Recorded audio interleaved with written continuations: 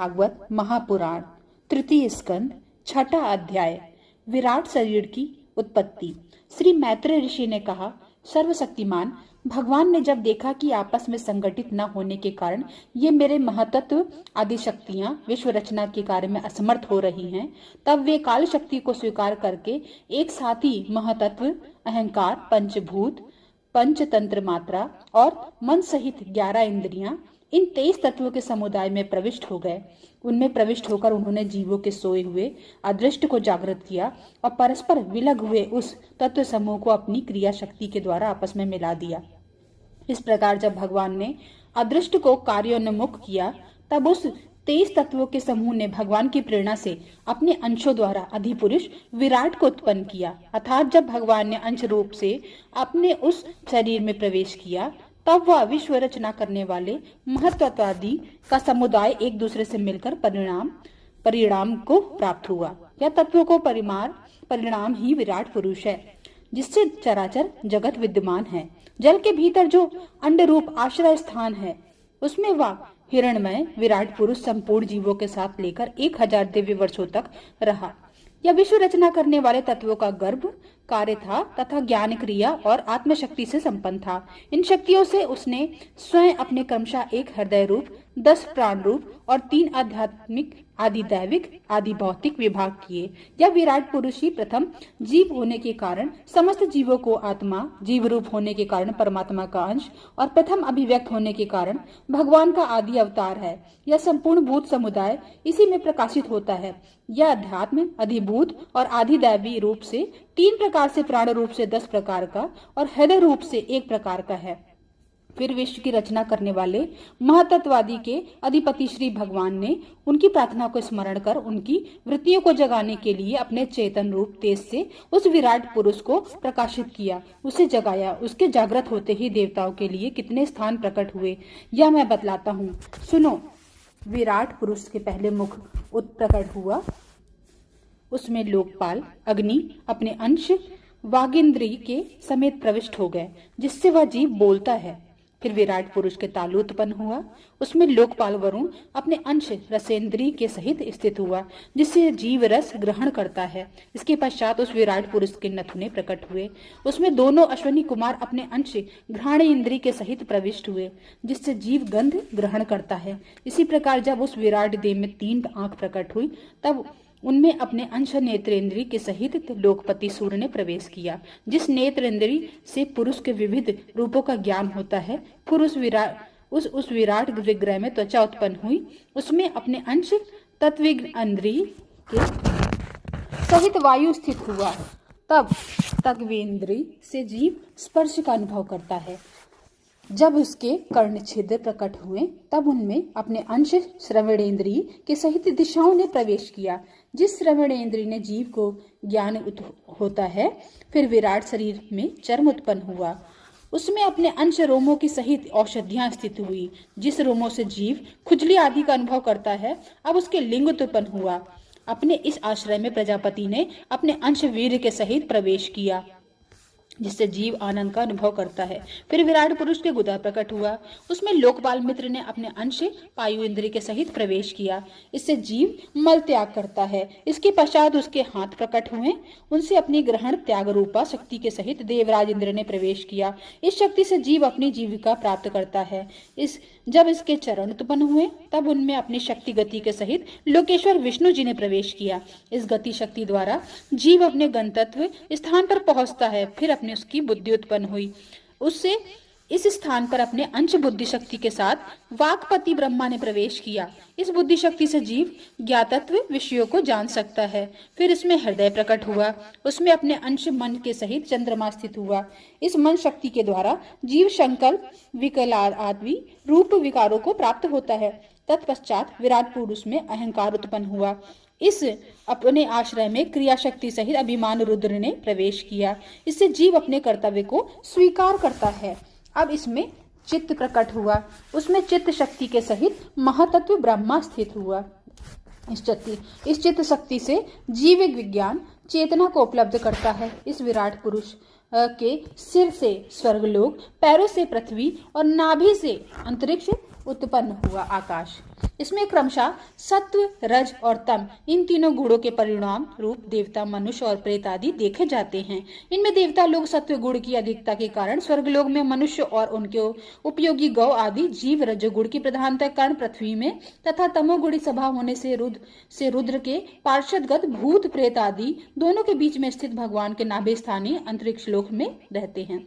विदुर जी, वेद और ब्राह्मण भगवान के मुख से सब प्रकट हुए हैं। मुख से प्रकट होने के कारण ब्राह्मण सब वर्णों में श्रेष्ठ और सबका गुरु है। उनकी भुजाओं से क्षत्रिय वृत्ति और उनका अवलंबन करने वाला क्षत्रियगण वर्ण उत्पन्न हुआ, जो विराट भगवान का अंश होने के कारण जन्म लेकर सब वर्णों का चोर आदि के उपद्रवों से रक्षा करता है। भगवान की दोनों जांघों से सब लोगों का निर्वाह करने वाली वैश्य वृत्ति उत्पन्न हुई और उन्हीं से वैश्य वर्ण का प्रादुर्भाव हुआ। यह वर्ण अपनी वृत्ति से सब जीवों की जीविका चलाता है।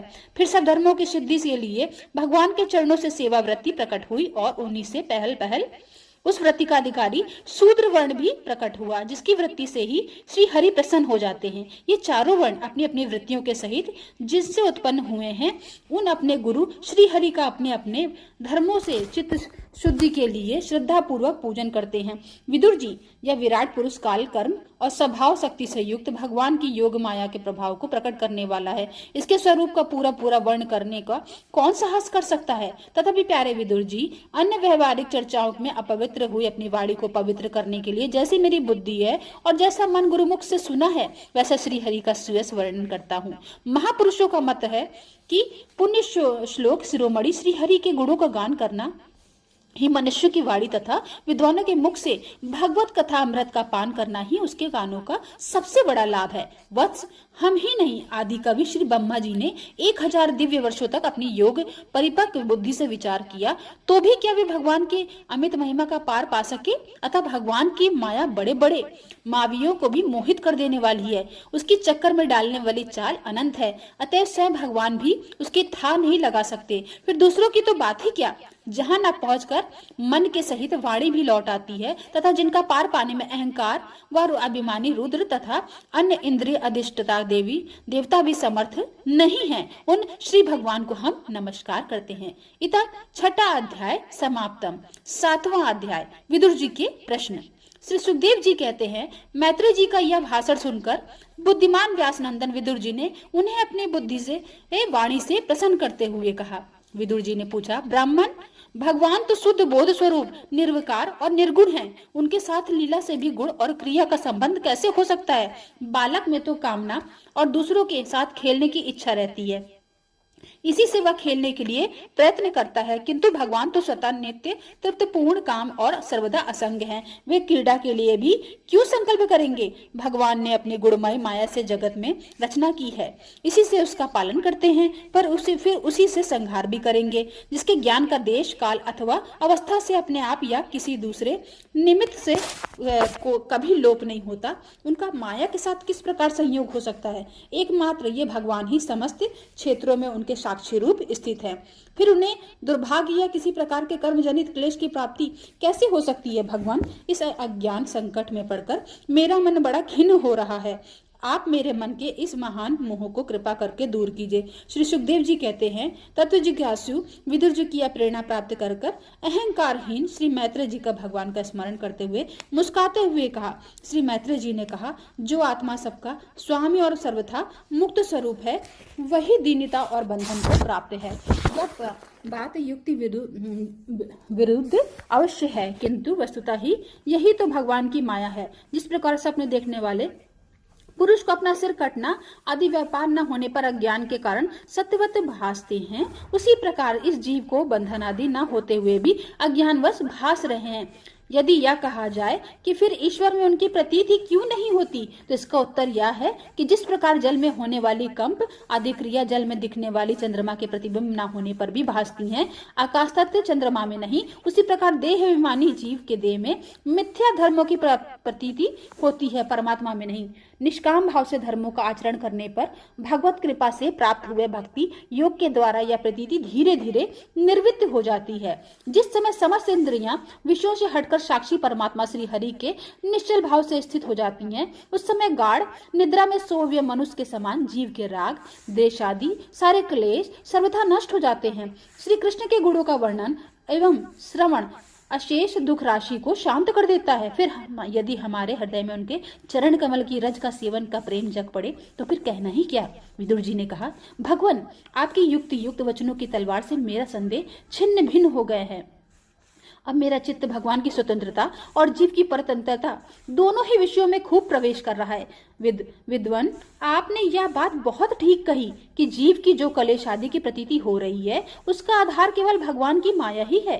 यह कलेश मिथ्या एवं निर्मूल ही है, क्योंकि यह इस विश्व का मूल कारण ही माया के अतिरिक्त और कुछ नहीं है। इस संसार में तो दो ही प्रकार के लोग सुखी हैं, या तो जो अत्यंत मूढ़ अज्ञानग्रस्त है, या जो बुद्धि आदि से अतीत श्री भगवान को प्राप्त कर चुके हैं। बीच की श्रेणी के संशयापन लोग तो दुखी भी भोगते रहते हैं। भगवान आपकी कृपा से मुझे यह निश्चय हो गया है कि अनात्म पदार्थ वस्तुता है, नहीं केवल प्रतीत ही होते हैं। अब मैं आपके चरणों की सेवा के प्रभाव से उस प्रतीति को भी हटा दूंगा।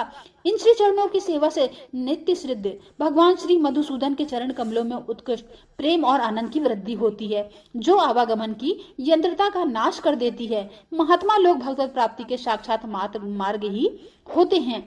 उनके यहाँ सर्वदा देव देव श्री हरि का गुणों का गान होता रहता है।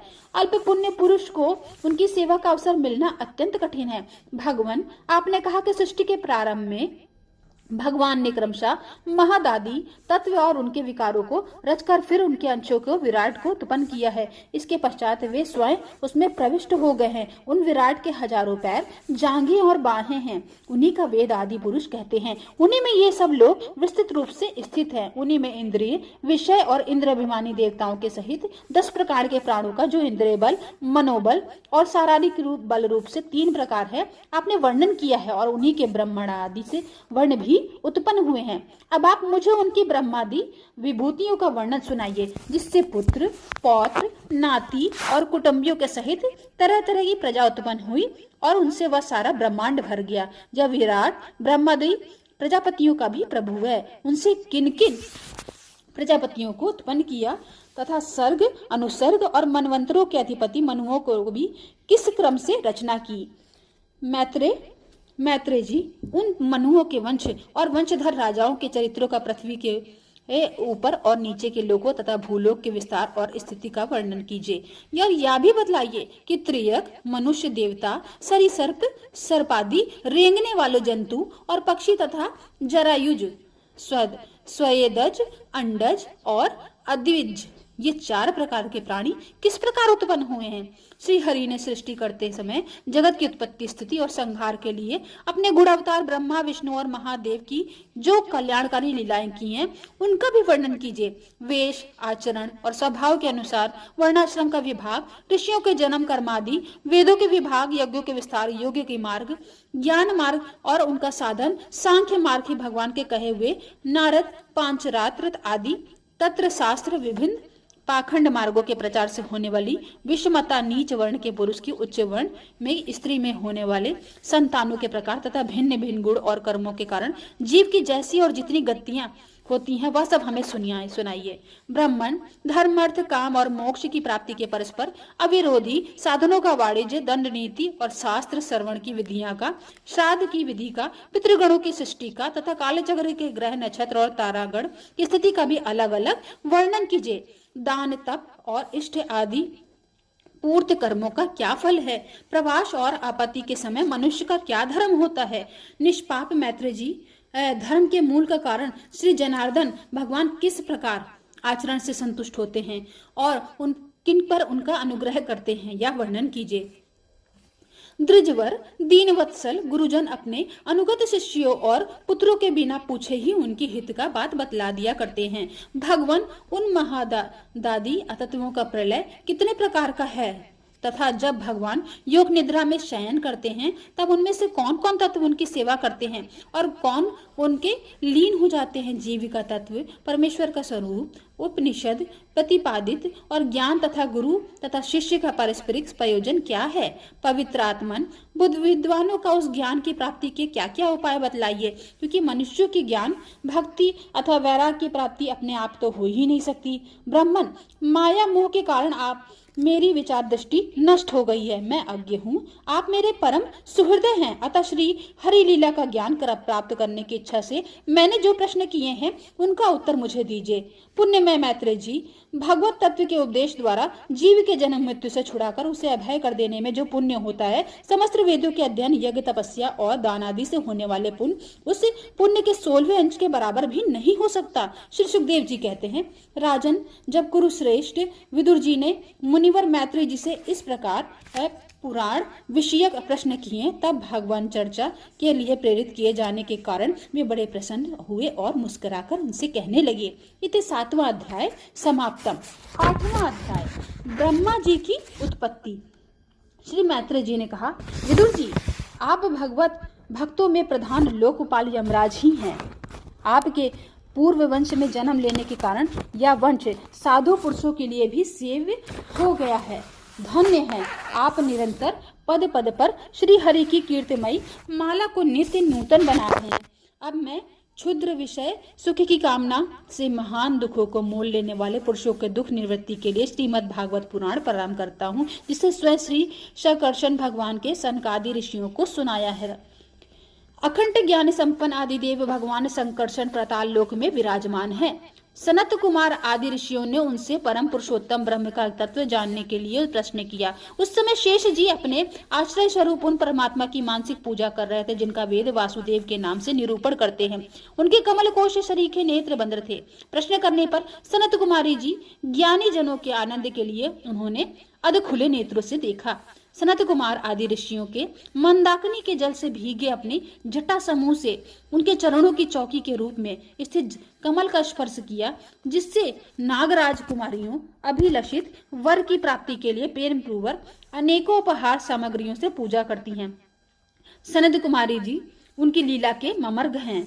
उन्होंने बार बार प्रेम गदगद वाणी से उनकी लीला का ज्ञान किया। उस समय शेष भगवान के उठे हुए सहस्त्रों फण कीटकों की सहस्त्र सहस्त्र श्रेष्ठ मणियों की छटकती हुई रश्मियों से जगमगा रहे थे।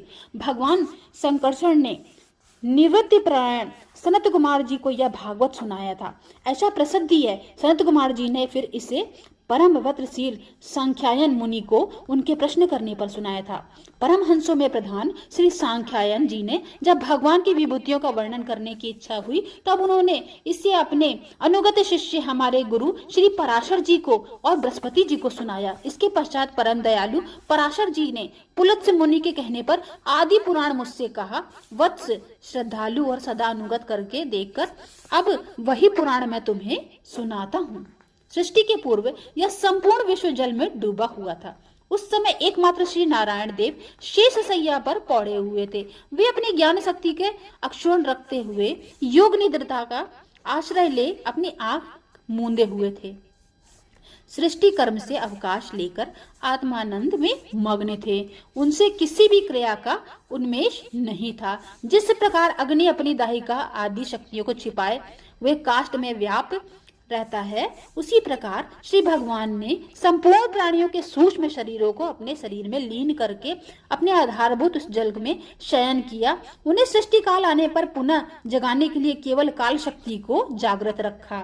इस प्रकार अपनी स्वरूप भूता क्षति के साथ एक सहस्त्र चतुर्युग पर्यंत जल में शयन करने के अनंतर जब उन्हीं के द्वारा नियुक्त उनकी काल शक्ति ने उन्हें जीवों के कर्मों की प्रवृत्ति के लिए प्रेरित किया, तब उन्होंने अपने शरीर में लीन हुए अनंत लोक देखे। जिस समय भगवान की दृष्टि अपने में निहित लिंगेश्वर आदि सूक्ष्म तत्व पर पड़ी, तब वह कालाश्रित रजोगुण से क्षुभित होकर सृष्टि रचना के निमित्त आदि नाभि देश से बाहर निकला। कर्म शक्ति को जागृत करने वाले काल के द्वारा विष्णु भगवान की नाभि से प्रकट हुआ।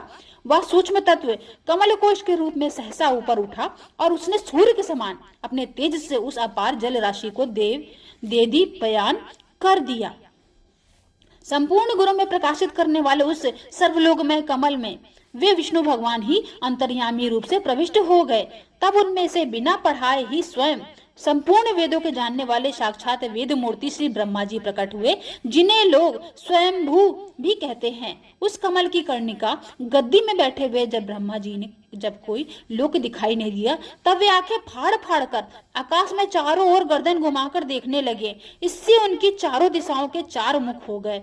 उस समय प्रलयकालीन पवन के थपेड़ों से उछलती हुई जल की तरंग मालाओं के कारण उस जल राशि से ऊपर उठे हुए कमल पर विराजमान आदि देव ब्रह्मा जी ने अपना तथा उस लोक तत्व रूप कमल का कुछ भी रहस्य न जान पड़ा। वे सोचने लगे, इस कमल की कर्णिका पर बैठा हुआ मैं कौन हूँ? यह कमल भी बिना किसी अन्य आधार में जल में कहाँ से उत्पन्न हो गया? इसके नीचे अवश्य कोई ऐसी वस्तु होनी चाहिए जिसका आधार पर यह स्थित है। ऐसा सोचकर वे उस कमल की नाल के सूक्ष्म छिद्रों में होकर उस जल में घुसे, किंतु उस नाल के आधार को खोजते खोजते नाभि देश के समीप पहुंच जाने पर भी वे उसे पा न सके। विदुर जी उस अपार अंधकार में अपने उत्पत्ति स्थान को खोजते खोजते ब्रह्मा जी को बहुत काल बीत गए। यह काल ही भगवान का चक्र है, जो प्राणियों को भयभीत करता हुआ उनकी आयु को छीड़ करता रहता है। अंत में विफल मनोरथ हो वे वहां से लौट आए और पुनः अपने आधारभूत कमल पर बैठकर धीरे धीरे प्राणवायु को जीतकर चित्त को निसंकल्प किया और समाधि में स्थित हो गए। इस प्रकार पुरुष की पूर्ण आयु के बराबर काल तक अर्थात दिव्य 100 वर्ष तक अच्छी तरह योग अभ्यास करने पर ब्रह्मा जी को ज्ञान प्राप्त हुआ। तब उन्होंने अपने उस अधिष्ठान को, जिसे वो पहले खोजने पर भी नहीं देख पाए थे, अपने ही अंतःकरण में प्रकाशित होते देखा। उन्होंने देखा कि उस प्रलयकालीन जल में शेष जी के कमलनाल सदृश गौर और विशाल विग्रह के सैया पर पुरुषोत्तम भगवान अकेले ही लेटे हैं। शेष जी के 10,000 फन छत्र के समान फैले हुए हैं। उनके मस्तकों पर किरीट शोभायमान है। उनमें जो मणियां जड़ी हुई हैं, उनकी कांति से चारों ओर से अंधकार दूर हो गया है। वे अपने श्याम शरीर के आभा से मरकत मणि के पर्वत की शोभा को लज्जित कर रहे थे। उनकी कमर का पीतपट पर्वत को प्रांत देश में छाए हुए साया काल के पीले पीले चमकते मेघों की आभा को मलिन कर रहा था। सिर पर सुशोभित स्वर्ण मुकुट सुवर्णमय शिखरों का मान मर्दन कर रहा था। उनकी वनमाला पर्वतों के रत्न जलप्रपात औषधि और पुष्पों की शोभा को परास्त कर रही थी तथा उनके भुजदंड वेणुदंड का और चरण वृक्षों का तिरस्कार करते हैं। उनका श्री विग्रह उनके परिमाण से लंबाई चौड़ाई में त्रिलोकी का संग्रह किए हुए था। वह अपनी शोभा से विचित्र एवं दिव्य वस्त्राभूषणों की शोभा पर सुशोभित करने वाला वह पीताम्बर आदि अपनी वेशभूषा से सुसज्जित है। अपनी अपनी अभिलाषा की पूर्ति के लिए भिन्न भिन्न मार्गों से पूजा करने वाले भक्तजनों की कृपा पूर्वक अपने भक्त वांछा कल्पतरु चरण कमलों का दर्शन दे रहे हैं, जिनके सुंदर अंगुलीदल नख छद्र की चंद्रिका से अलग अलग स्पष्ट चमकते रहते हैं। सुंदर नासिका, अनुग्रह वर्षी भावे कानों में झिलमिलाते हुए कुंडलों की शोभा, बिंबा फल के समान लाल लाल अधरों की कांति एवं लोकातिहारी मुस्कान से युक्त मुखारविंद के द्वारा वे अपने उपासकों का सम्मान अभिनंदन कर रहे थे। वत्स उनके नितम देश में कदम्ब कुसुम्ब की केसर के समान पीत वस्त्र और सुवर्णमयी मेखला सुशोभित है तथा वक्ष स्थल पे अमूल्य हार और सुनहरी रेखा वाले श्री वत्स चिन्ह के अपूर्ण शोभा हो रही है। अव्यक्त मूल चंदन वृक्ष के समान है। महामूल्य केयूर और उत्तम उत्तम मणियों से सुशोभित और उनके विशाल भुजदंड ही मानो उनके सहस्त्र शाखाएं हैं। और चंदन के वृक्षों में जैसे बड़े बड़े सांप लिपटे रहते हैं, उसी प्रकार उनके कंधों को शेष जी के फर्णों के लपेट रखा है। वे नागराज अनंत के बंधु श्री नारायण ऐसे जान पड़ते हैं मानो कोई जल में घिरे हुए पर्वतराज ही हों। पर्वत पर जैसे अनेक जीव रहते हैं, उसी प्रकार वे संपूर्ण चराचर आश्रय हैं। शेष जी के फर्णों पर जो सहस्त्र मुकुट हैं, वे ही मानो उस पर्वत के सुवर्ण मंडित शिखर हैं तथा वक्ष स्थलों में विराजमान कौस्तुभ मणि उसके गर्भ से प्रकट हुआ रत्न है। प्रभु के गले में वेद रूप भौरों से गुंजायमान अपनी कीर्तिमयी वनमाला विराज रही है। सूर्य चंद्र सूर्य चंद्र वायु अग्नि आदि देवताओं का भी आप तक पहुंच नहीं है तथा त्रिभुवन की बरोक टोक विचरण आकरने वाले सुदर्शन चक्रादि आयुध भी प्रभु के आसपास ही घूमते रहते हैं, उनके लिए भी आप अत्यंत दुर्लभ हैं। तब वे विश्व रचना की इच्छा वाले लोक विधाता ब्रह्मा जी के भगवान ने नाभि सरोवर से प्रकट हुआ वह कमल जल आकाश वायु और अपना शरीर केवल ही 5 ही पदार्थ देखे, इनके सिवा और कुछ उन्हें दिखाई ना दिया। रजोगुण से व्याप्त ब्रह्मा जी की प्रजा की रचना करना चाहते थे, तब उन्होंने सृष्टि के कारण रूप केवल ये 5 ही पदार्थ देखे। तब लोक रचना के लिए उत्सुक होने के कारण वे अचिन्ह गति श्री हरि में चित्त लगाकर उन परम पूजनी प्रभु की स्तुति करने लगे। इत 8वां अध्याय समाप्तम।